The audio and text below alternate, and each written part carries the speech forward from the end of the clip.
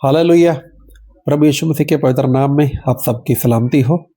एक बार मूसा जब इज़राइल लोगों को गुलामी से निकाल करके मिस्र देश से लेकर आए थे, तब उन्होंने रास्ते में पानी मांगा था। तो परमेश्वर ने कहा था, सामने चट्टान के ऊपर जा और उसको मार लाठी से और वो तेरे लिए पानी निकालेगी।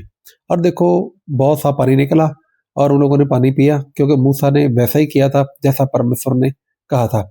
और एक बार फिर जब हम गिनती उसका 20 अध्याय में पढ़ेंगे, तो वहां पर एक बार फिर ऐसी घटना होती है। उन लोगों को फिर पानी चाहिए होता है और वो फिर मूसा के पास आते हैं और मूसा को बोलते हैं कि हमें पानी चाहिए। और इस बार वो बहुत हल्ला कर रहे थे मूसा के ऊपर कि हमको चाहिए ही चाहिए। तो मूसा परमेश्वर के पास गए, तो परमेश्वर ने कहा, मूसा चट्टान के पास जा और उसको बोल कि वो पानी दे, तो वो पानी देगी।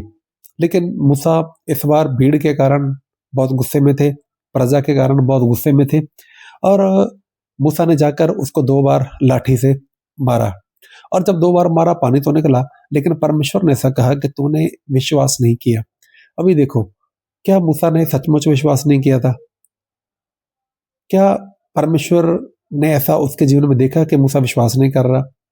मेरे प्रियो, परमेश्वर यहाँ पर सही में कुछ और कहना चाहते थे, क्योंकि मूसा ने जो वहां पर किया, वो सही में मूसा ने सही से सुना नहीं था।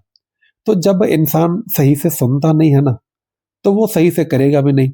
अगर वो सही से करेगा भी नहीं, तो वो उसमें अविश्वास वाली बात हो जाएगी। अभी जब इंसान सुनने में गलती करेगा, तो यकीनन है कि वो करने में भी गलती ही करेगा। तो सुनना बहुत ध्यान से होता है, और जब ध्यान से सुनोगे तो ही पता चलेगा कि परमेश्वर क्या कह रहे हैं। अभी परमेश्वर ने मूसा को ऐसा पहली बार बोला था कि तू जाकर चट्टान को मार और वो पानी देगी। तो मूसा ने ऐसा ही किया, चट्टान को मारा और पानी दिया। दूसरी बार जब परमेश्वर बोलते हैं, तो तब परमेश्वर बोलते हैं कि चट्टान को जाकर बोलना है और वो बोलने से पानी देगी। लेकिन मूसा इस बार भी उनको ऐसे लगा कि परमेश्वर ने मारने के लिए ही बोला होगा। अरे, कम से कम परमेश्वर को ध्यान से सुनना सही से चाहिए था ना। तो ज्यादातर जो इंसान लोग गलती करते हैं, वो वहीं पर करते हैं, सही में उसको सुनते नहीं है, और जिस तरह से सुनना चाहिए उस तरह से सुनते ही नहीं है।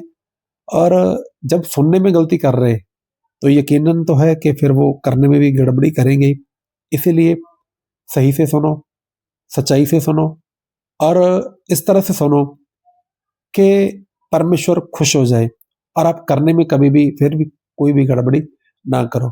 तो मेरे प्रियो, जब भी किसी परमेश्वर के दास को सुनो, ध्यान से सुनो, अच्छे से सुनो और सच्चाई से सुनो, और उसको सच्चाई से वो बात को वचन के अनुसार मान ही लो।